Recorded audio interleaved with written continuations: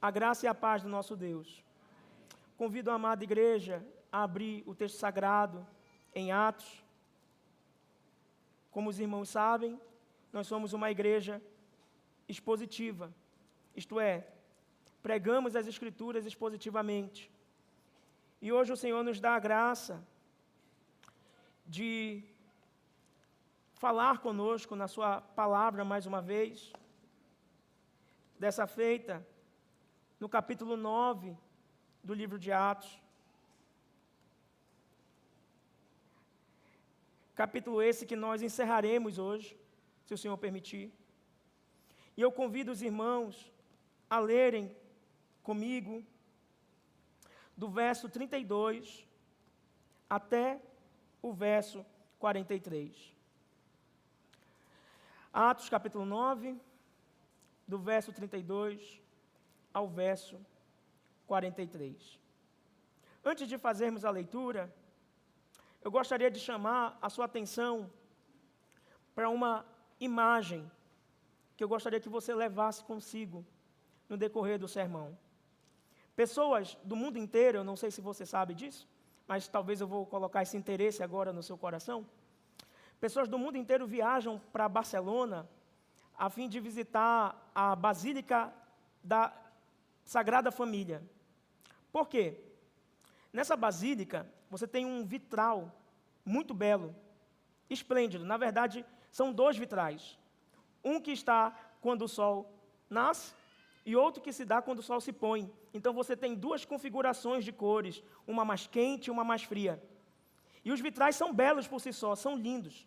O esplendor daquela imagem ali é interessante. Esse vitral, só por curiosidade, foi criado por João Villagrán. Depois você pode dar uma pesquisada aí na internet, você vai ficar impressionado só pelas fotos, a vontade que dá é de ir até lá.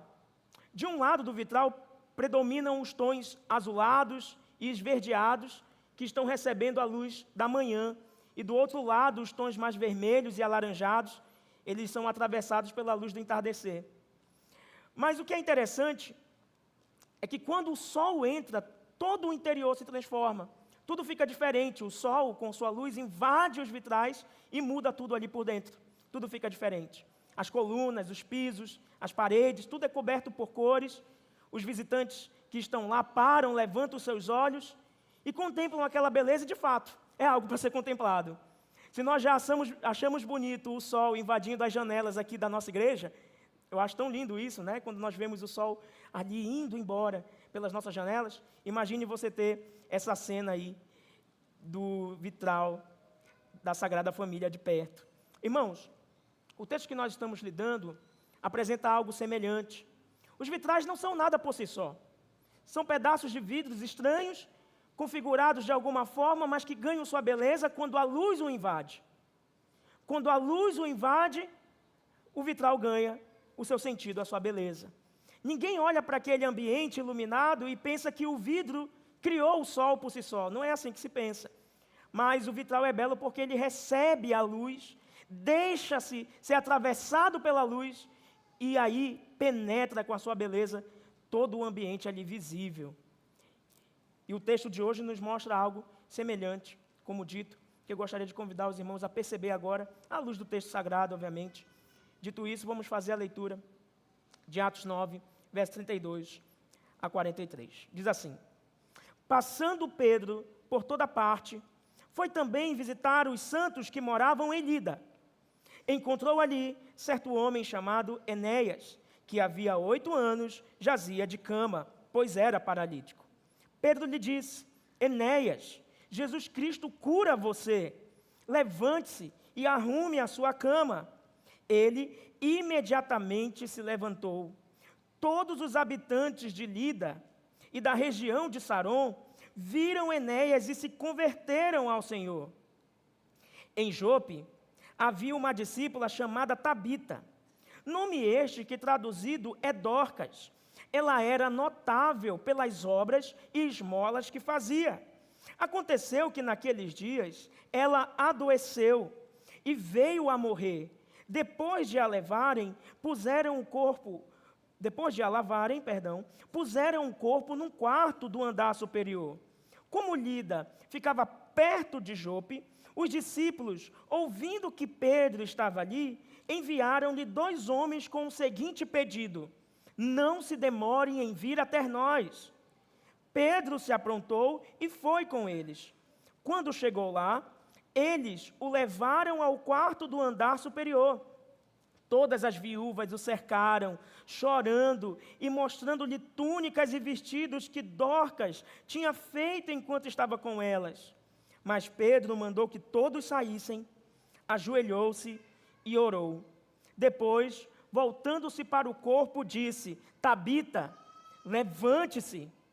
Ela abriu os olhos e, vendo Pedro, sentou-se. Ele, dando-lhe a mão, ajudou-a a ficar em pé. E chamando os santos, especialmente as viúvas, apresentou-a viva. Isso se tornou conhecido em toda a cidade de Jope, e muitos creram no Senhor. Pedro ficou em Jope muitos dias, na casa de um curtidor chamado Simão. Até aqui a palavra do Senhor. Que o Senhor aplique a sua palavra ao nosso coração. Irmãos, tem algo curioso que acontece aqui nesse texto. Algo curioso e ao mesmo tempo interessante.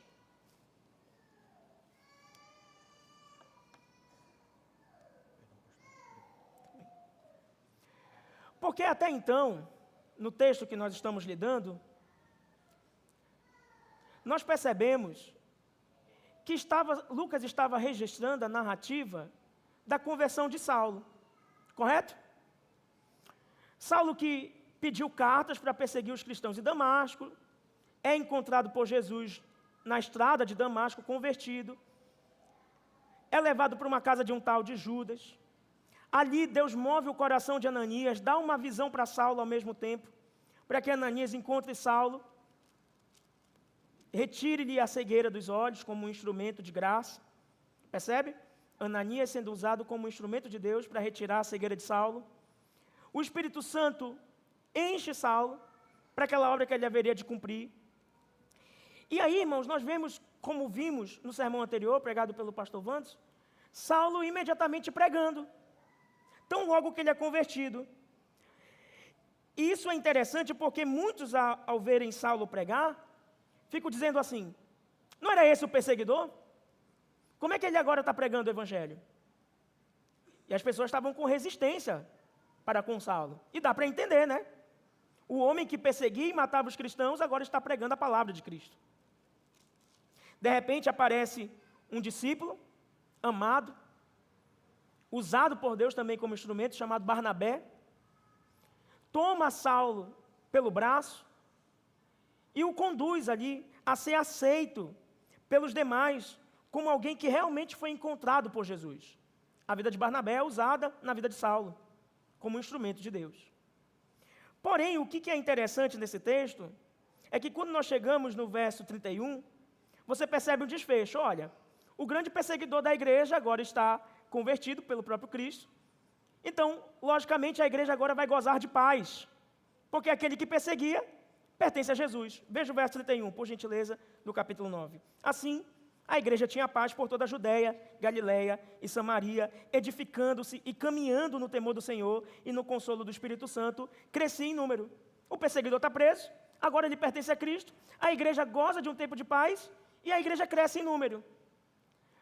Lembra que quando a igreja foi perseguida, os apóstolos decidiram ficar em Jerusalém, enquanto os discípulos foram dispersos? Entre esses discípulos estava Felipe, que evangelizou o eunuco etíope. Os irmãos lembram disso, né? Eles ficaram lá para dar ânimo, força e coragem, ser instrumento de encorajamento para os irmãos que estavam perseguidos em Jerusalém. Mas agora que a igreja está gozando de paz, os apóstolos que estavam em Jerusalém vão voltar a se mover. Eles vão visitar aqueles que foram convertidos por conta da dispersão, da perseguição. É importante que você entenda que nessa dispersão em que Felipe foi enviado, Felipe foi pregando o evangelho por todo lugar, irmãos. Inclusive, aqui em Lida e Jope, que são 2 territórios que aparecem aqui no nosso texto que lemos, Felipe passou por lá pregando o evangelho. Não é forçar o texto a entender que essas pessoas se converteram por meio do testemunho de Felipe. Foi justamente o caminho que ele tomou como evangelista. Então, essas pessoas que vocês vão ver os nomes aqui, Enéas, Tabita, o próprio Simão, o curtidor aqui não é aquele que curte não, tá? O curtidor é uma profissão, aquele que trabalha com couro de animal. Então, todos esses provavelmente foram evangelizados por Felipe, tá bom? E isso é interessante. Agora que a igreja está gozando de paz, Pedro vai fazer o papel pastoral dele, que é de visitar os irmãos, que outrora estavam sendo perseguidos, agora ele vai visitar para mostrar encorajamento, para mostrar identificação e recepção para aquele povo como povo de Deus. Isso é interessante de ser visto. Por isso que no verso 32 do nosso texto nós vemos o seguinte: passando Pedro por toda parte, foi também visitar os santos que moravam em Lídia. Os irmãos entenderam o caminho da coisa? A igreja estava sendo perseguida, agora que gozam de paz, Pedro vai fazer visitas. Mas o que eu disse que era interessante aqui nesse texto? É porque o texto estava contando a história de Saulo. E abruptamente entra Pedro na história. Isso não é comum. Não tem nenhuma preparação para isso, e um leitor atento diz assim: por que Pedro agora? Irmãos, existe uma razão apologética para isso, e você precisa prestar atenção. A razão apologética é porque, olha como Deus é um Deus sábio. Eu não sei se você sabe, mas existe uma falsa crítica que dizem que o cristianismo que hoje a igreja professa não foi o cristianismo criado por Jesus, mas foi o cristianismo criado por Paulo. E que é um cristianismo diferente do de Jesus, porque Saulo, como perseguidor, deturpou o cristianismo verdadeiro de Jesus. E que tudo que nós vivemos a respeito desse cristianismo que Saulo propagou é uma farsa. Mas não é interessante que Lucas registra Pedro fazendo o que Paulo fará em seguida? Então não tem como isso ser verdade, porque Saulo não está criando nada de novo. Ele está andando no caminho de Pedro. E eu não acredito que isso é sem propósito. Pedro é colocado aqui na narrativa como aquele que vai abrir o evangelho para os gentios. Mas sendo que Saulo que é o apóstolo para os gentios. Isso justamente para proteger a igreja e não dizer que aquele perseguidor que se tornou um cristão converso inventou um novo tipo de evangelho que não de Cristo. Mas Pedro, que andou ao lado de Jesus, abriu o caminho para o próprio Saulo, o caminho para os gentios. Os irmãos entenderam isso? Deus é sábio ou não é? Deus é sábio demais, irmãos. Deus é maravilhoso.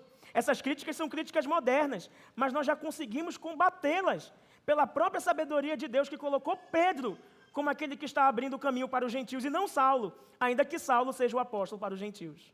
Olha que coisa bela. Dito isso, nós entendemos por que Pedro aparece nessa narrativa. Ele é um instrumento apologético de Deus. Eu quero lhe dizer o título desse sermão agora, e a partir de então, lhe dar a estrutura, e seguir essa estrutura fielmente, se assim o Senhor permitir, e lhe conduzir a entender esse texto, aplicando para as nossas vidas, tá bom? O título desse sermão é Instrumentos nas Mãos do Redentor. Irmãos, esse título vem de um livro que inclusive eu estou relendo, um livro antigo que eu estou relendo. Um irmão recentemente perguntou aos pastores, ele gostaria de dar um presente aos pastores, o que os pastores gostariam de ganhar de livro, eu pelo menos indiquei esse livro, Instrumentos nas Mãos do Redentor. Esse livro é do Ted Tripp, um livro excelente, toda a igreja deveria ler esse livro. Um livro sobre como nós somos usados na mutualidade uns dos outros. E ao ler esse texto e meditando, percebi que é isso que está acontecendo nesse texto. Todos os nomes que vocês vão ver aqui, desde Pedro até o Simão, o curtidor, todos os nomes aqui são colocados como instrumentos nas mãos do Redentor. Quem é o Redentor? Jesus Cristo, nosso Senhor. Eles são instrumentos. Eles estão sendo usados no tempo e no espaço agora, como mãos e como os pés do próprio Cristo. Assim deveria ser conosco. Irmãos, se você olhar para Atos capítulo 1, e eu convido você até lá, só para ver uma expressão que Lucas usa a respeito do propósito desse livro, para que você compreenda esse todo que nós estamos trabalhando. Atos capítulo 1, verso 1 apenas é suficiente para que você entenda o que haverá de ser dito. Todos acharam? Diz assim: escrevi o primeiro livro, ó Teófilo, relatando todas as coisas que Jesus começou a fazer e a ensinar. O que dá a entender, irmãos? que Jesus começou a fazer e a ensinar, mas não terminou. Que Jesus começou a fazer e a ensinar, mas não concluiu. E aí, eu quero que os irmãos olhem agora para o texto de Filipenses, por gentileza, 1, verso 6. Filipenses 1, verso 6. Os irmãos conhecem esse texto de cor? E esse texto diz o seguinte, você pode ler aí comigo? Vamos lá, leia. Os irmãos estão aqui? Filipenses 1, verso 6,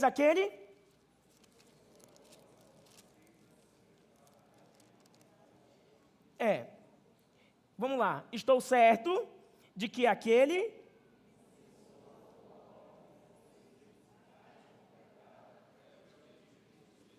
Essa é a ideia de começar e continuar. Os irmãos entenderam? Lá em Atos 1, verso 1, Lucas está dizendo que Jesus começou, mas Jesus não terminou a obra que ele começou em nós, irmãos. Ele começou. E aquele que começou, ele há de completar essa obra. Você entende isso? Agora, onde que Jesus está? O livro também responde. Jesus foi assunto aos céus. Todos os discípulos viram Jesus ser elevado aos céus. Jesus está assentado à destra de Deus Pai. Jesus está lá agora, nesse exato momento, assentado à destra de Deus Pai. Só que Jesus não está inerte. Jesus não está paralisado, irmãos. Jesus está governando a sua igreja. Jesus está governando o seu povo. Jesus está dirigindo a história. Aí eu lhe pergunto, e quem são os instrumentos de Deus, de Jesus, nessa obra que ele está fazendo aqui? Quem são? Somos nós, irmãos, os seus discípulos. Por isso que nós oramos, Jesus, que sejamos tuas mãos, Jesus, que sejamos teus pés, Jesus, que sejamos teus ouvidos, teus olhos e a tua boca. A pergunta que eu lhe faço é se você tem sido, irmão, de fato, para a glória de Deus, um instrumento de Deus. Olha para o capítulo 9, para o verso 15. O que o Senhor disse a Ananias a respeito de Saulo? 9, verso 15. Mas o Senhor disse a Ananias, vá, porque este, se referindo a Saulo, é para mim um instrumento escolhido para levar o meu nome. Saulo é chamado de quê aqui? De instrumento. É isso que nós somos, irmãos, na mão do Redentor. Instrumentos nas mãos do Redentor. Jesus está governando e ele deseja usar a vida dos seus discípulos para tudo que ele está fazendo no mundo.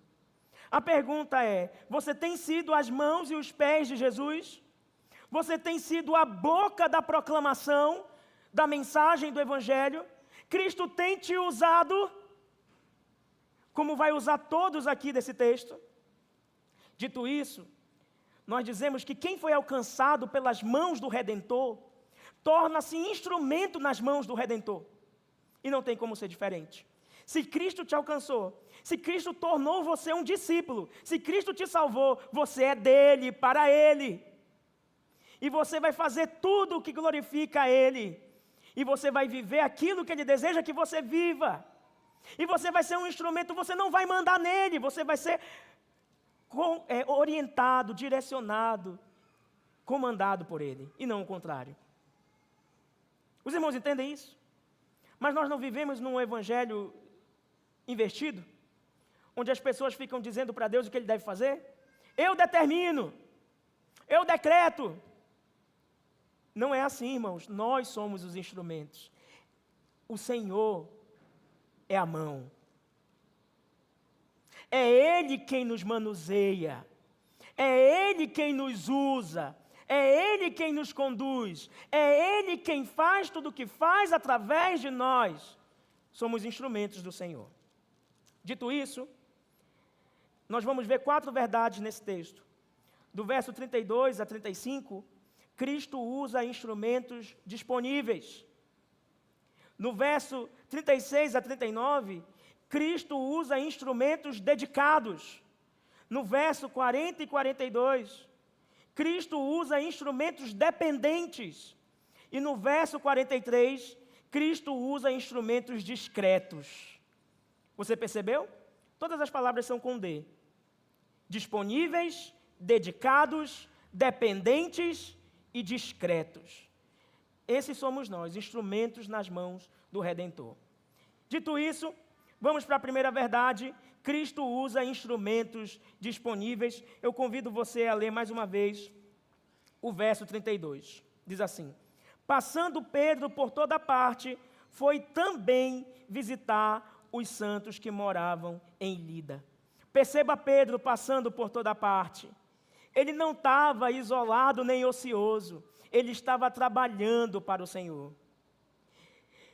Ele é um instrumento disponível, porque ele estava percorrendo as comunidades cristãs. Ele estava visitando os irmãos. E isso é, de alguma forma, estar disponível. É estar preocupado com a vida dos outros, no sentido santo, em fortalecer a fé dos nossos irmãos. É isso que Pedro foi fazer ali. Ele foi visitar, ou ele foi fortalecer aqueles irmãos que haviam se convertido naquele tempo de perseguição. É óbvio que essa movimentação de Pedro não é nenhuma busca por fama, por destaque, mas Pedro estava disponível, servindo a igreja, como todo discípulo deve ser encontrado, servindo, trabalhando na obra do Senhor, sabendo que no Senhor o nosso trabalho não é vão. Ele percorria as comunidades cristãs, ele visitava os irmãos, ele fortalecia os santos, ele fazia tudo isso. E esse é o padrão das Escrituras. Esse homem estava se oferecendo como um sacrifício vivo, santo e agradável a Deus. Ele estava trabalhando em prol da boa obra. Ele não sabia o que ele encontraria pelo caminho. Ele não sabia que no caminho ele encontraria Enéas. Não tem uma agenda aqui muito bem planejada, mas ele está disponível para a obra de Deus. Ele está disponível, e isso é bem verdade. Tanto é, irmãos, que quando aparece Enéas na narrativa, ele está tão disponível que se torna um instrumento de Jesus na cura daquele paralítico que jazia de cama há 8 anos, como o próprio texto diz. O que Pedro encontra lá em Lida? Pedro encontrou um homem chamado Enéas. Olha só o que diz o verso 33. Encontrou ali certo homem chamado Enéas, que havia 8 anos jazia de cama, pois era paralítico. Por que ele faz questão de dizer o tempo que esse homem era paralítico? 8 anos. Para mostrar que os meios naturais eram impossíveis de levantar aquele homem daquela condição. Não havia medicina, não havia nada que pudesse retirar daquela paralisia. 8 anos quer dizer que a sua paralisia estava confirmada. 8 anos um homem jazindo numa cama. Não tem dúvida de que ele era alguém que estava realmente paralisado. Por isso, esse tempo é dito aí, para que nós tenhamos certeza da condição desse homem. Lucas não nos diz qual foi a origem dessa enfermidade, se foi um AVC, se foi uma outra causa. Ele não nos diz a idade de Enéas, ele não nos diz a situação histórica familiar desse homem. Não nos diz se ele já era convertido ou não. Alguns comentaristas vão dizer que ele não era convertido por causa da expressão certo homem. Alguns vão dizer que ele era convertido porque Pedro foi visitar os santos. Então ele estaria entre os santos. Irmãos, mas o ponto é que o texto não nos dá essa resposta. Mas havia ali um homem chamado Enéas. Esse é o ponto. E o texto chama os cristãos de Lida de santos. Isso é bem verdade. Isso é bem verdade. É a quem nós servimos. E chama este homem de um certo homem. Mas ele vivia 8 anos sob essa limitação. Era um paralítico comprovadamente. E aquela cama dele testemunhava contra ele de que ele não tinha condições de se levantar de modo algum. O tempo havia passado, o problema permanecia. Isso porque nós vemos que as Escrituras não escondem a fragilidade humana. Irmãos, nós somos frágeis, não somos? Nós estamos aqui de pé, e de repente algo pode nos acontecer, e de repente estarmos nos encontrando acamados de uma hora para outra. Nós temos fragilidade. Vivemos numa criação, como diz Romanos 8, que geme aguardando o dia da redenção final do nosso corpo. As enfermidades e os sofrimentos nos alcançam. Nós não estamos imunes. Sabe o que acontece? Às vezes nós esquecemos que nós somos vulneráveis. Às vezes nós esquecemos que nós somos aqui, de fato, irmãos, alvos de toda a perversidade, maldade desse mundo caído. E que as aflições, as dificuldades podem, de fato, nos alcançar de uma hora para outra. Tudo isso para levar você a pensar de que esse homem chamado Enéas, que está paralítico, poderia ser eu e você de uma hora para outra. A nossa condição pode mudar de uma hora para outra. Nós não temos muitas certezas nessa vida. O mal pode bater a nossa porta a qualquer momento. Mas eu quero que você entenda que apesar dessas dificuldades que podem nos acontecer, doenças, perversidades, há um Cristo por nós. Há um Cristo por nós. E isso o texto vai deixar claro. O que acontece em seguida? Olhe só para o verso 34. Pedro lhe disse, Pedro olha para aquele homem e diz, Enéas, Jesus Cristo cura você. Essas são as palavras de Pedro a ele. E diz, levante-se e arrume a sua cama. Por que arrumar a cama? Como dizemos, aquela cama testemunhava contra ele. Sempre os outros faziam as coisas em favor daquele homem. E agora ele mesmo teria o privilégio, por assim dizer, de dobrar o seu lençol e arrumar a sua cama, comprovando de que agora ele estava de pé. Ele foi levantado. Agora Pedro diz, Enéas, eu te curo? É isso que o texto diz? O que ele diz, irmãos? Enéas, Jesus Cristo cura você.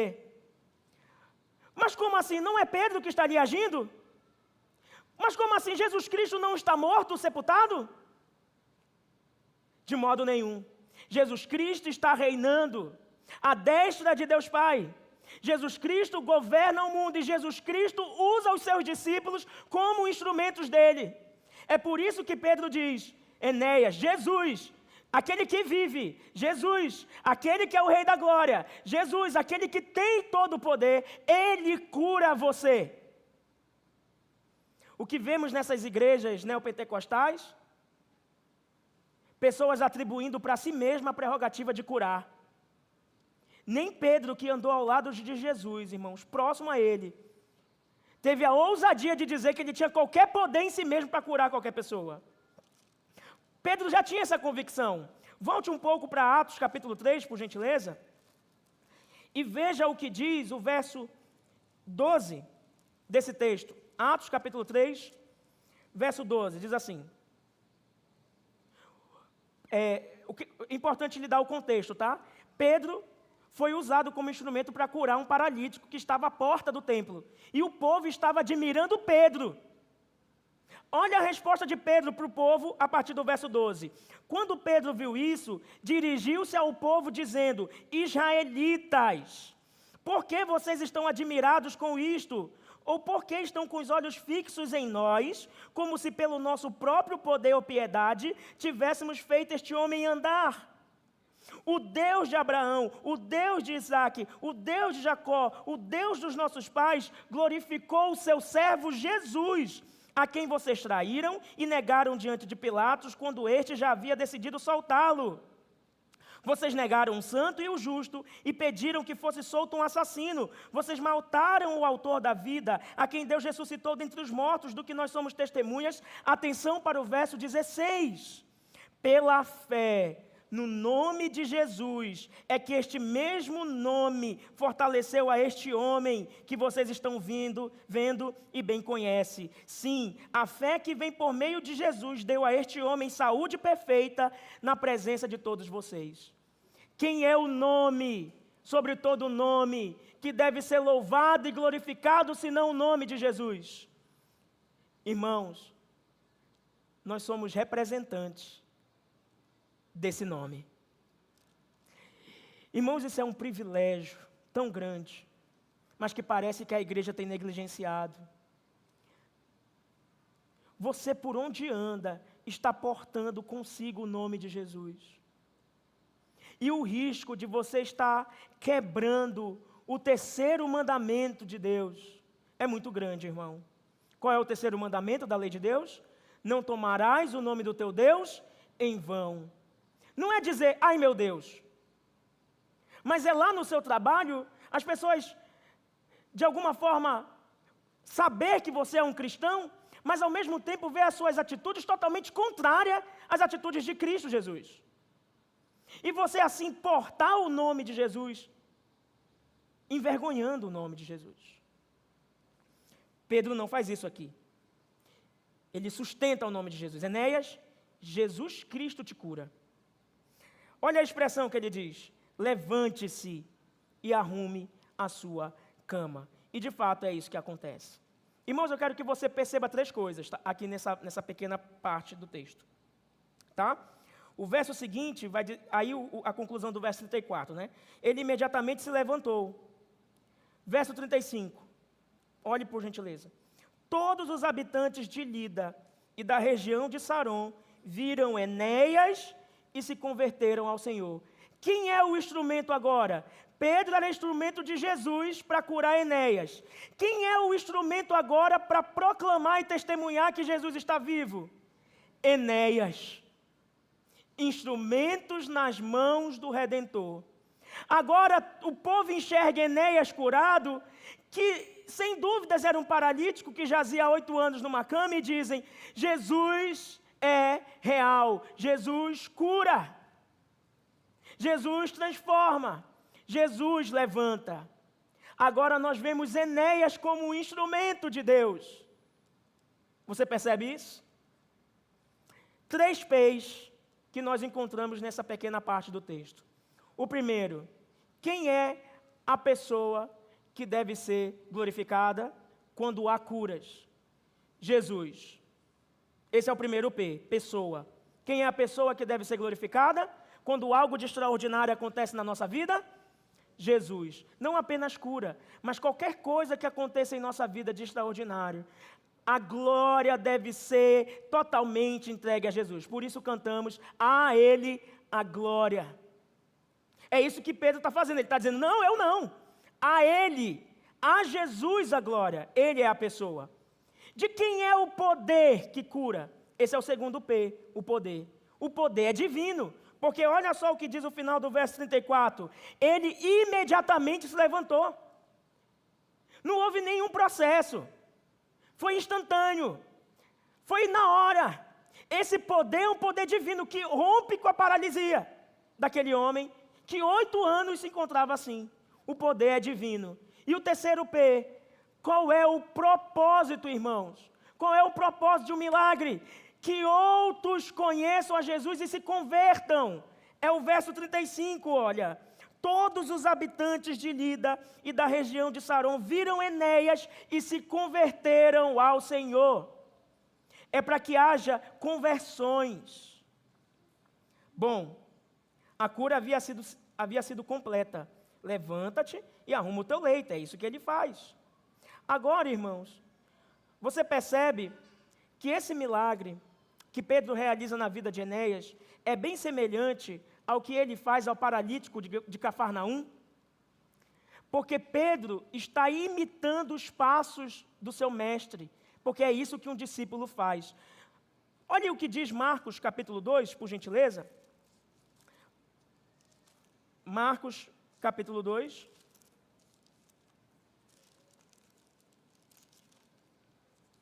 No verso 10 a 12. Marcos 2, verso 10 a 12, diz assim: mas isto é para que vocês saibam que o Filho do Homem tem autoridade sobre a terra para perdoar pecados. E disse ao paralítico: eu digo a você, levante-se, pegue o seu leito e vá para casa. Ele se levantou e no mesmo instante, pegando o leito, retirou-se à vista de todos, a ponto de todos se admirarem. Qual é o propósito do milagre? E darem glória a Deus, dizendo: jamais vimos coisas assim. O milagre ocasionou a glória de quem, irmãos? De Deus. Você percebe que Pedro segue os passos de Jesus? Lembra do texto que nós lemos? Vamos para lá novamente. O texto de Lucas, que o pastor Wanderson leu na leitura paralela.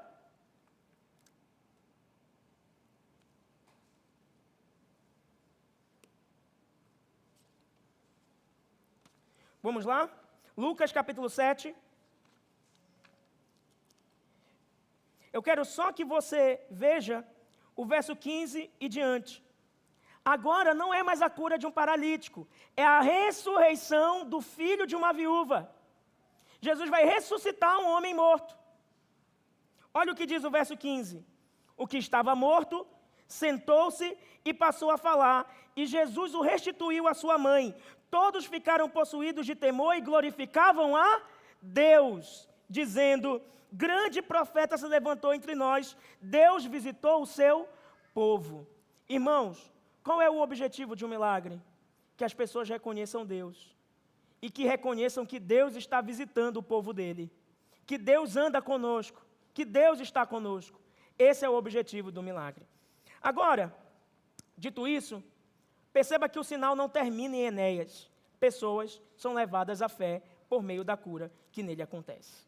Dito isso, irmãos, algumas aplicações para você levar dessa primeira parte do nosso texto. Em primeiro lugar, assim como Pedro, coloque-se à disposição de Cristo. Não fique ocioso esperando qualquer ordem para que você faça qualquer coisa. Cristo já lhe deu uma ordem para que você vá, para que você anuncie o Evangelho, para que você pregue a palavra, para que você testemunhe. Mas recebereis poder ao descer sobre vós o Espírito Santo, e sereis minhas testemunhas, tanto Jerusalém, Judeia, Samaria, até os confins da terra. Por que nós estamos tão ociosos? Por que nós estamos tão parados? Por que nós não estamos agindo? Por que nós não estamos pregando? Por que nós não estamos visitando uns aos outros, visitando os santos como Pedro fez e fortalecendo a fé? Você acha que nessa igreja não há irmãos desanimados? Você acha que não há nessa igreja irmãos que até pensaram já em suicídio? Você acha que não há? Deixa eu lhe fazer uma pergunta. Você acha que nessa igreja há irmãos que já pensaram em suicídio? Se você não sabe disso, é porque talvez você esteja distante. É porque você não esteja andando lado a lado com seu irmão. Isso deveria ser motivo de vergonha. Você sabe que tem irmãos que têm enfrentado ansiedades aqui. E você deveria ser como Pedro, visitando os santos, conhecendo as suas dores, conhecendo as suas lutas, e sendo como Pedro foi, um instrumento de Jesus na vida do outro. Como Pedro foi um instrumento de Jesus na vida de Enéas, você pode ser um instrumento de Jesus na vida do seu irmão. Então nessa noite você deve decidir se colocar à disposição de Cristo para ser um instrumento dele. Decida nessa noite ser um instrumento na mão do Redentor. Mas em segundo lugar, e essa é a segunda aplicação, como vimos no texto, não tome para si a glória que pertence a Deus. Ao ser usado por Deus, quando a sua vida for usada por Cristo, não diga: fui eu quem fiz isso, olha a força do meu braço, olha como Deus me usa, olha como eu sou mais usado do que o outro. Não! A glória pertence a Jesus. Se Deus te usou, glória ao Senhor que te usou. Amém? Quando Deus usa a sua palavra para consolar alguém, quando você consola alguém por meio daquilo que você diz, glória ao Senhor, você só foi instrumento. Quando nossas aulas aqui, até mesmo os pastores, produzem frutos, glória ao Senhor. Quando o conselho ajuda uma família, glória ao Senhor. Quando o seu serviço fortalece alguém, glória a quem? Ao Senhor. Glória a Jesus. Você pode dizer: Jesus Cristo fez isso por meio de mim. Isso não é belo? Porque você está testemunhando um Jesus vivo. Pastor, que bênção o seu sermão. Jesus Cristo fez isso por meio de mim. Pastor, que bênção a sua aula. Jesus Cristo fez isso por meio de mim. Irmão, que bênção o seu serviço, o seu trabalho no ministério. Jesus Cristo fez isso por meio de mim. Porque nós estamos testemunhando um Jesus que está vivo por meio de nós. Será que as pessoas veem que Jesus está vivo por meio da sua vida? Ou será que ao olhar para a sua vida as pessoas não enxerguem que Jesus está vivo? Vamos avançar? Esse é o instrumento disponível. Pedro, ali à disposição. Enéas, também à disposição de todos para testemunhar o milagre. Mas agora nós veremos um instrumento dedicado. Essa é Dorcas, ou Tabita. Ela é um instrumento dedicado, dedicada às boas obras do Senhor. Ela não é uma irmã na igreja que está paralisada, fazendo nada, sendo uma espectadora. Ela é uma irmã na igreja que está ativa, servindo os santos do Senhor.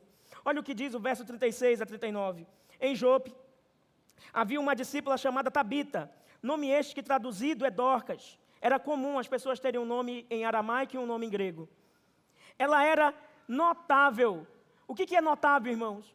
As pessoas percebiam a existência dela. As pessoas reconheciam a importância dela. Aquilo que ela fazia era relevante no meio da igreja. E ela era notável em quê? O texto vai dizer, notável pelas boas obras e esmolas que fazia. Esse é o verso 36. Irmãos, olha o que acontece no verso 39. O final do verso 39. Parte B. Todas as viúvas o cercaram Pedro, chorando e mostrando-lhe túnicas e vestidos que Dorcas tinha feito enquanto estava com elas. Você entendeu? Ela fazia roupas para as viúvas. Ela ajudava com boas obras os necessitados. Ela era alguém dedicada. Mas você percebe uma coisa? A primeira coisa que é destacada de Tabita ou Dorcas não é o serviço dela, apesar de que foi isso que eu enfatizei na minha leitura. Olhe para o texto e veja qual é a primeira coisa que é destacada de Tabita. Você vai encontrar isso no verso 36. Em Jope havia uma discípula. Irmãos, isso nunca mais vai acontecer no Novo Testamento. A palavra discípula. E se está acontecendo, já sabemos que Lucas é intencional. Há um peso aqui. Porque, irmãos, nós não somos medidos por aquilo que nós fazemos, mas por quem nós somos em Cristo. E essa mulher é uma discípula.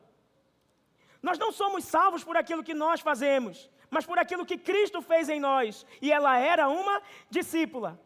Ao contrário de Enéas, que nós não sabemos se ele era um discípulo ou não, Tabita não deixa dúvida, ela era uma discípula. E todo salvo, todo discípulo é operante em boas obras no Senhor. Todo salvo e todo discípulo é um instrumento dedicado. Irmãos, aquela mulher não fez discursos, aquela mulher provavelmente não pregou em púlpitos, aquela mulher não fez coisas que nós talvez pensássemos que seriam coisas para o Senhor. Sabe o que aquela mulher fez? Ela costurou roupas para as viúvas. E assim foi reconhecida como uma mulher de Deus. Mostrando que o nosso trabalho, irmãos, deve servir aos santos. Que aquilo que a gente faz com as nossas mãos deve ser também instrumentos nas mãos do Redentor. Quando foram mostrar quão relevante aquela mulher era para aquela igreja, as viúvas não fizeram discurso, elas mostraram as roupas e disseram, ela costurou isso para mim. Na minha necessidade, ela cobriu a minha nudez. E por vezes nós temos esquecido isso. É por isso, irmãos, que na tradição cristã, nós não apenas dizemos que nós devemos amar uns aos outros, porque isso seria suficiente para um bom entendedor. Na tradição cristã, nós usamos também a expressão caridade, porque as pessoas confundem amor com sentimento, e caridade inevitavelmente te chama para ação, para fazer algo em favor do outro. Você entende isso? Amor bíblico é ação. Não é eu te amo, mas eu faço por você. Eu vou por você, eu carrego você, eu amparo você, eu sustento você. Eu ajudo você, eu acolho você. E essa mulher acolhia as viúvas do seu tempo. Irmãos, isso é tão relevante. Nós somos salvos pela graça mediante a fé. Não somos salvos pelas boas obras. Mas quem foi alcançado pela graça mediante a fé é operoso em boas obras. Você crê nisso? Olhe para o que diz, por gentileza, Efésios, no capítulo 2, rapidamente, por conta do nosso tempo. Efésios, capítulo 2, e eu peço que você olhe para o verso 8 a 10. Você conhece muito bem esse texto. Efésios 2, verso 8 a 10, diz assim, porque pela graça vocês são salvos mediante a fé, e isto não vem de vocês, é dom de Deus. A salvação é por nosso esforço ou pela obra divina? Vem dos nossos méritos ou do mérito de Cristo na cruz? Você percebe? Agora, olha a continuidade do texto. Não de obras para que ninguém se glorie. Então, a salvação não é por boas obras. Correto? Mas olha para o verso 10. Pois somos feitura dele, criados em Cristo Jesus para as boas obras, as quais Deus de antemão preparou para que andássemos nelas. Um salvo é operoso em boas obras, sim ou não? Sim. O fruto visível da salvação invisível no nosso coração é boas obras. Essa mulher é uma discípula, operosa em boas obras, dedicada em boas obras. A vida de Tabita transbordava em boas obras concretas. A misericórdia de Tabita alcançava as pessoas mais vulneráveis. Porém, irmãos, olha o que o texto nos diz, no verso 37. Aconteceu que naqueles dias, ela adoeceu e veio a morrer. Você pode olhar para o verso 37 novamente e perceber essa verdade? Aconteceu que naqueles dias, ela adoeceu e veio a morrer. Por que uma cristã tão amada, tão operosa em boas obras, que é chamada de discípula, que todos sabem que Deus está com ela, por que ela vem a adoecer? E ainda mais, por que Deus não a curou? Por que ela veio a morrer? Será que coisas ruins acontecem com os cristãos? Será que coisas ruins acontecem com aqueles que andam em fidelidade a Deus? Então aprenda de uma vez por todas essa lição, irmãos. A aflição de Deus na nossa vida não significa desaprovação de Deus conosco que somos dele. Quando uma doença nos alcança, quando uma aflição nos alcança, isso pode ser a própria mão do Senhor lhe usando como instrumento para a glória dele. Lembra daquele cego de nascença? A pergunta que é feita a ele é a seguinte: por que ele é cego? Quem foi que pecou? Foi ele mesmo ou foram seus pais? Qual foi a resposta de Jesus? Nenhum dos dois, nem ele, nem os seus pais. Ele é cego para que nele se cumpra o propósito da glória de Deus. Coisas ruins podem acontecer com os cristãos, irmãos? Nós podemos ser acometidos por doença? Nós podemos ser acometidos por fragilidades, por debilidades? Mas a glória de Deus pode se manifestar em nós, mesmo nesse cenário de dor, de angústia e de dificuldade, sim ou não? Sim, irmãos, pode sim. Pode. Porque Deus pode usar nosso sofrimento para a glória dele. Por isso, a gente sempre tem repetido constantemente à igreja: irmãos, não desperdice o sofrimento, mas transforme ele num instrumento da glória de Deus. Coloque Deus no centro do seu sofrimento. O Deus grande vai tornar o seu sofrimento grande pequeno. Olhe para Deus. Volte-se para Deus. Dito isso, irmãos, aquela irmã morre. Fizeram todos os rituais que faziam com os corpos de quem morria, como se fosse o embalsamar do nosso tempo. O texto vai dizer isso, depois de a lavarem, essa lavagem aqui é o embalsamento, puseram o corpo no quarto de andar superior, né? Isso era comum nas casas daquela época, ter o segundo andar, que é chamado de cenáculo. Os irmãos já ouviram essa expressão, provavelmente. Então, ela estava lá. Era lá que estava acontecendo. Eu não gosto muito dessa expressão velório, porque o cristão não vela ninguém. Mas era lá que o corpo dela estava, enquanto as pessoas choravam, sentindo a falta dela. 38. Como Lida ficava perto de Jope, Jope é onde essa mulher morreu. Lida é onde Pedro estava. Os discípulos, ouvindo que Pedro estava ali, enviaram-lhe 2 homens com o seguinte pedido: não se demore em vir até nós. Qual é o nome desses 2 homens, irmãos? Nós não sabemos. Mas eles são instrumentos nas mãos do Redentor também. Eles são usados para fazer um trabalho difícil. Eles vão percorrer um longo caminho, não tão longo assim, era possível de se caminhar, para encontrar Pedro e chamá-lo para vir até Jope. Mas você percebe que o texto não diz que era para ressuscitar Tabita? Eles não pedem isso. Nós não temos margem para pensar isso. Provavelmente eles queriam o pastor Pedro lá, para consolar, Para viver o texto que diz, nós nos alegramos com os que se alegram e nós também choramos com os que choram. Eu tendo a pensar que ninguém imaginava que Tabita seria ressuscitada, ainda que todos aqui crescem no Cristo ressurreto. Então esses dois discípulos são instrumentos de Deus para buscar Pedro, para Pedro sair de Lida, onde ele estava visitando e consolando os santos, onde ele curou Enéas, e Enéas se tornou um instrumento também de proclamação da glória de Deus, e leva ele até Jope, onde se encontra quem? A Tabita. Olha o que eles dizem para Pedro: não se demore em vir até nós, venha depressa. Pedro também não recua. Olha o verso 39, Pedro se aprontou e foi com eles. É isso que Pedro faz. Ele se apronta e vai. Antes de avançar para esse ponto, eu queria que você pensasse em algumas verdades que nós já trabalhamos a respeito de Tabita. A primeira verdade, que você pode levar como uma aplicação, é você perguntar a si mesmo se a sua fé pode ser vista em boas obras de misericórdia. Pergunte, a minha fé pode ser vista em boas obras de misericórdia? Se você partisse hoje, você morresse hoje, quais seriam as túnicas que as pessoas apresentariam dizendo, olha, ele contribuiu com isso na minha vida? Irmãos, a gente vive correndo atrás de um currículo, né? Para a gente ter um certo nome, uma certa conquista. Ah, eu sou isso, eu sou aquilo, na faculdade, nos negócios. Em qualquer coisa a gente busca atrás de título. Quando a gente morre, o título morre junto. E sabe o que as pessoas vão lembrar de nós? Se nós éramos amorosos ou rancorosos. Se nós éramos servos dedicados ou éramos preocupados mais consigo mesmo. Esse aí conquistou muita coisa, mas só pensava em si. Né?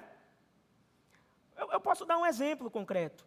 Eu vejo que por horas as irmãs da MCA demonstram a saudade que tem do pastor Marcelice. Isso é correto. Ele é lembrado pelos títulos dele.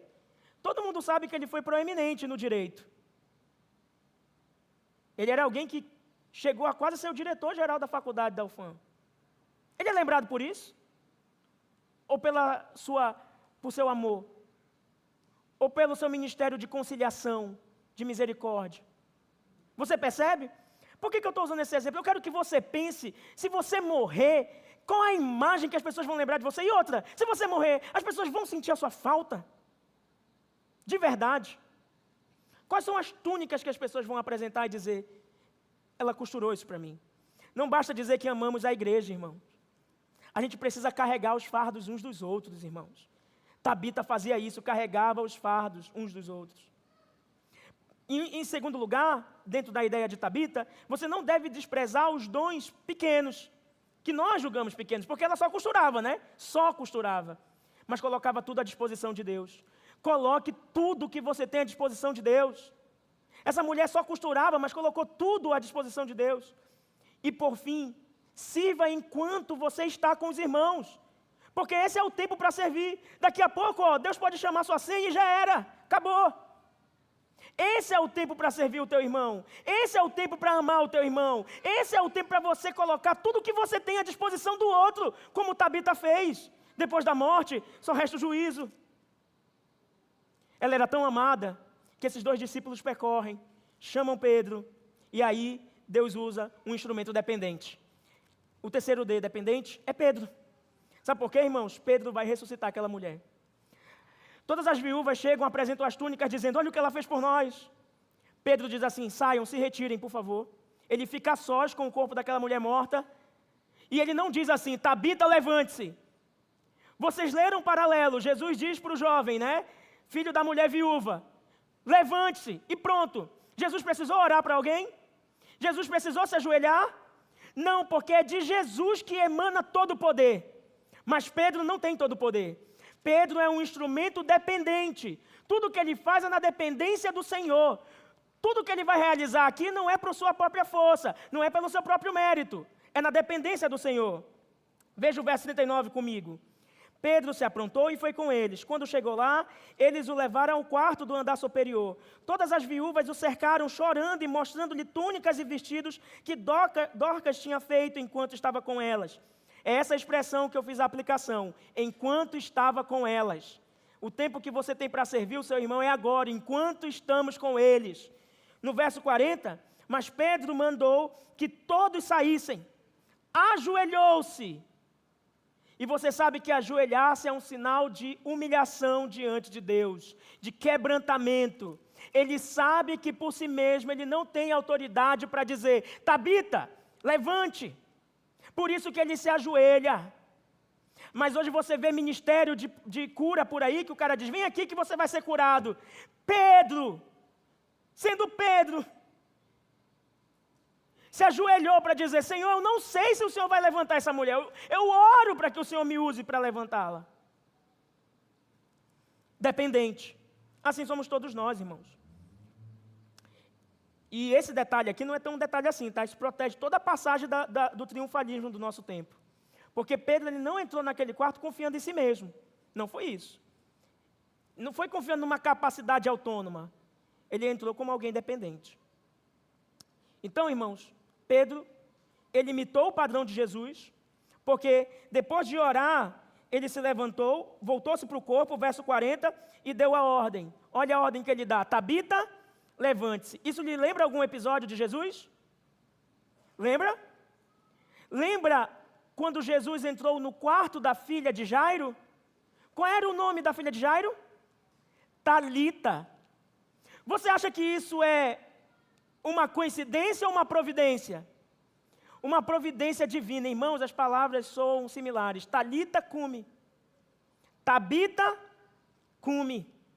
Tabita, levante-se. Pedro está imitando o seu Senhor, até no modo de falar. Um discípulo é isso, um imitador de Jesus. É isso que nós somos, imitadores de Jesus. Então, irmãos, esse episódio em que Jesus levanta Talita, filha de Jairo, encontra-se em Marcos 5, 40, 42. Nós não vamos ler pelo tempo. Mas existe uma diferença essencial. Jesus diz, Talita, levante-se. Mas Pedro ora antes, porque ele não possui poder em si mesmo. Quem é que vivifica aqueles que estão mortos? Cristo Jesus. E todo ato de vida em nós, irmãos, é ato de Deus em nós. É Cristo Jesus. Por isso, irmãos, que quem concede vida é Cristo. Mas Pedro é quem oferece a mão. Você percebe? Pedro é o instrumento. Olha o verso 41. Ele, dando-lhe a mão, ajudou a ficar de pé. Pedro é um instrumento nas mãos do Redentor. Alguém dependente. Você está entendendo o que o texto está nos dizendo? Pedro é um instrumento nas mãos do Redentor ao visitar. Enéas é um instrumento nas mãos do Redentor ao testemunhar a cura. Tabita é um instrumento nas mãos do Redentor ao usar os seus dons, a sua costura para abençoar os servos de Deus, as viúvas de Deus. Pedro, mais uma vez, é usado como instrumento de devolução da vida de alguém. Aquela mulher é ressuscitada. Irmãos, isso é maravilhoso. A ressurreição de Tabita, portanto, demonstra que Cristo está vivo. Porque é do poder dele e pelo poder dele que Pedro a levanta. Mas qual é o propósito da ressurreição de Tabita? Qual é o propósito de todo milagre mesmo? Quem é a pessoa? Quem é a pessoa, irmãos? Jesus. O poder é de quem? De Deus. E o propósito? Glorificar a Deus. Olhe para o verso 42. Isto se tornou conhecido em toda a cidade de Jope. E muitos creram no Senhor. Esse é o propósito do milagre. Que outros pudessem crer em Jesus. Mas você concorda que Tabita voltou a morrer? Ela ressuscitou, mas voltou à morte. Você concorda que o próprio Enéas Enéas morreu, veio a morrer? Então qual é o grande milagre desse texto? É a cura do paralítico? É a ressurreição de Tabita? Ou as pessoas que passaram a crer em Jesus? Qual é o grande milagre? O grande milagre é o milagre da conversão que aconteceu no meu e no seu coração. Você se impressiona com paralíticos andando? Você se impressiona com mortos ressuscitando? Você deveria se impressionar com o fato de Deus fazer pecadores como nós crerem nele. Que é o que acontece no verso de número 35, olhe para o texto, verso de número 35, e no verso de número 42. Qual é o grande propósito dessa visita de Pedro ali? Mostrar que Jesus atua salvando os seus. Deus salva. Esse é o grande milagre.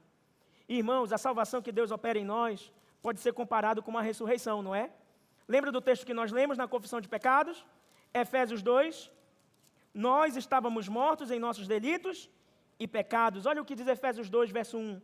Ele lhes deu vida quando vocês estavam mortos em suas transgressões e pecados. Irmãos, o que aconteceu conosco quando Cristo nos chamou da morte para a vida foi uma ressurreição.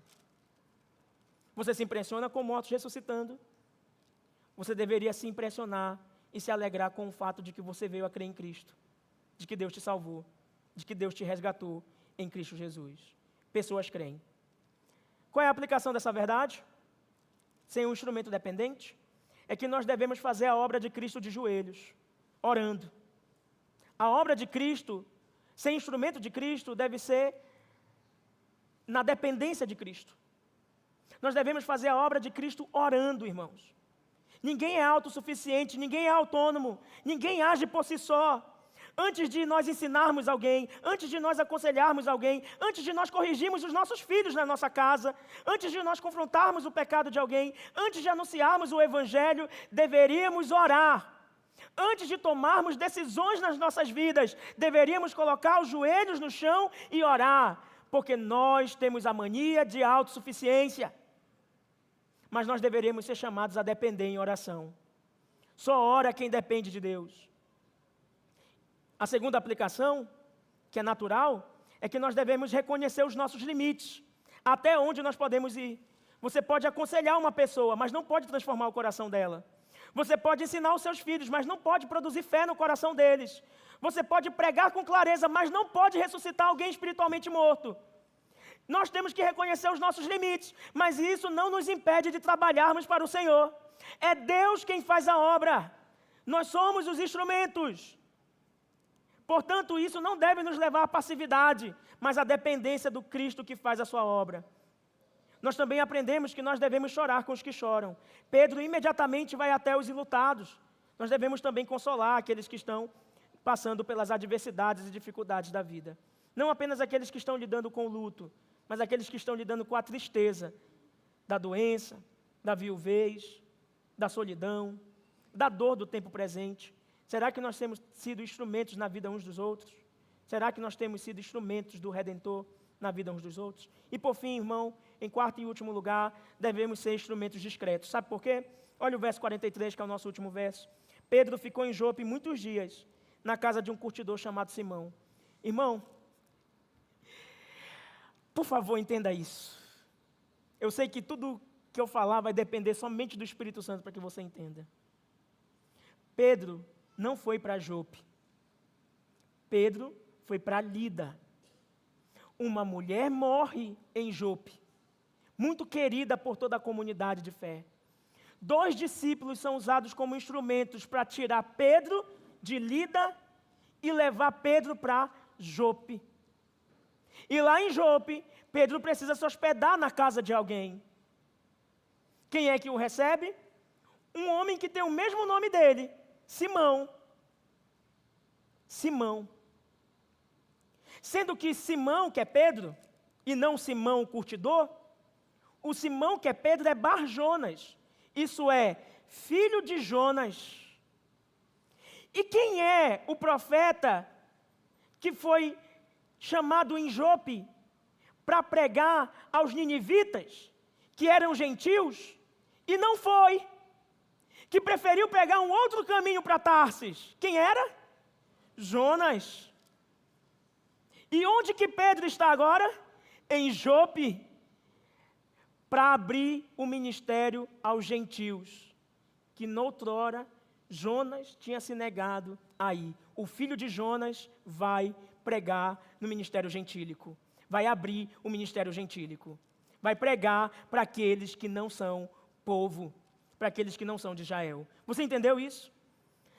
Você percebe a mão da providência de Deus? Deus fez tudo isso para que Pedro parasse na casa daquele curtidor. E você pergunta por quê? O que é um curtidor? É alguém que mexe com couro de animal. Eles eram bem vistos pelos judeus? Não, irmãos. Eles eram tidos como impuros. E é na casa desse curtidor chamado Simão que Pedro vai ter um sonho,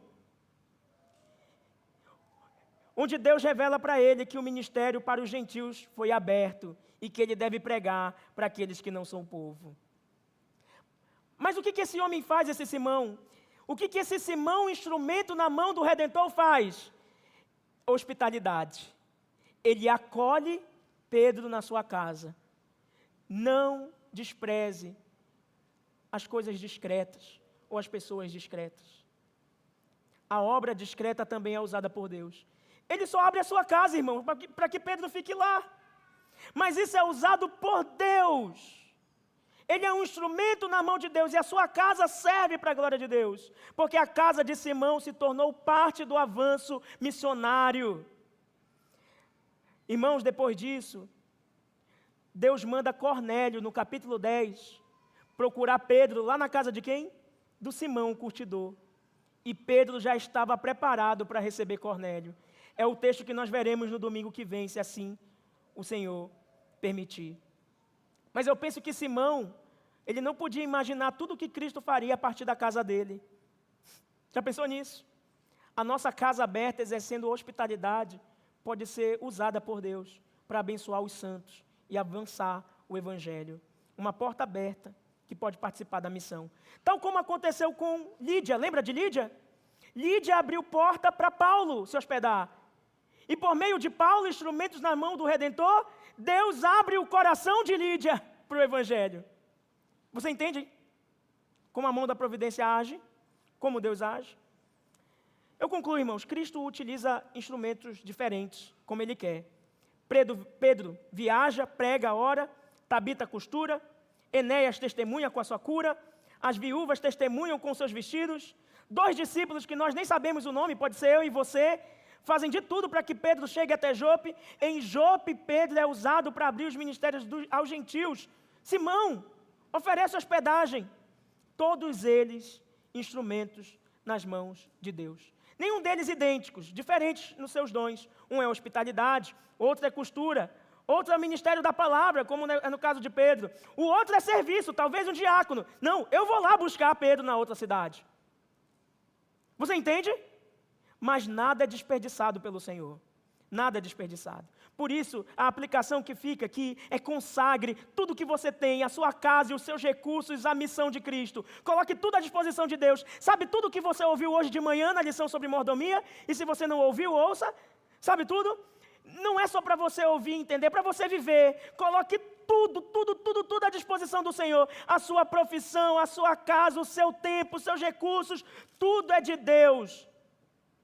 Porque até mesmo um quarto pode servir ao Evangelho, como é no caso de Simão recebendo Pedro. Uma refeição, uma carona, uma oferta, algumas horas do seu tempo para aconselhar um irmão, pode servir ao Evangelho. Não deixe de servir o seu próximo. Talvez o seu nome nunca seja amplamente conhecido. Simão aparece em um único versículo aqui. Há 2 discípulos no texto que nós, nem sequer sabemos o nome. Talvez seja eu e você, como eu disse. Mas não confunda serviço discreto com serviço insignificante. Há muitos irmãos fazendo serviços discretos na igreja. E que são uma bênção para o povo de Deus. São uma bênção para mim e para a sua vida. Há irmãos que fazem o serviço discreto da oração. Eles nos sustentam de pé. Eles não só oram pelos pastores, eles oram por você também. Há irmãos que estão reunidos aqui todo domingo antes do culto, não sei se você sabe disso, e você pode vir também, inclusive. Eles estão em oração por sua vida, por minha vida, pela vida do pastor Wanderson, pela vida dessa igreja.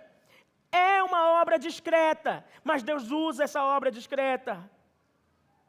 Eu também queria colocar uma última aplicação, que é o risco que corre ao sermos estimulados ao serviço do Senhor, para a glória de Deus. É que você não deve invejar o instrumento que Deus colocou na outra mão dele. Entenda isso. Deus está ali usando, irmão, de uma forma, mas Deus vai usar outro irmão de outra forma. Deus quer lhe usar. E a maneira que Ele lhe usar, Ele será glorificado.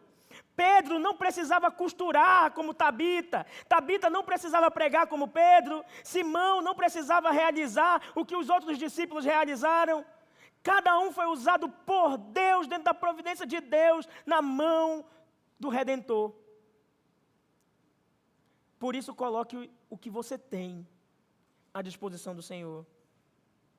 Se Cristo colocou em suas mãos o ensino, ensine. Se Cristo lhe concedeu recursos, reparta. Se Cristo lhe deu uma casa, acolha. Se lhe deu capacidade de consolar, console. Se chamou para liderar, lidere, mas com zelo.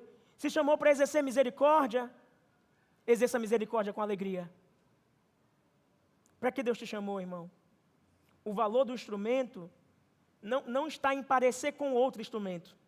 O valor do instrumento está em ser empunhado pela mão do Redentor. A grande pergunta é: você tem sido um instrumento na mão de Deus? Do Redentor? Lembrando que nós não servimos para nos tornar amados por Deus, mas porque somos amados. Não trabalhamos na obra para conquistar graça, mas porque a graça nos alcançou. E também não somos a mão que dirige a obra. Nós somos instrumentos dirigidos pela mão do Redentor. Essa história tem a ver com você, sim ou não? Cristo continua operando no mundo, sim ou não? E você pode ser encontrado nas mãos dele, como aquele que serve aos santos, que serve uns aos outros. Eu concluo dizendo o seguinte, irmão: que Deus use as nossas vidas para aquele que é o propósito, a glória dele, com o poder de Deus, para a exaltação da pessoa que importa, Jesus Cristo. Que Deus nos abençoe.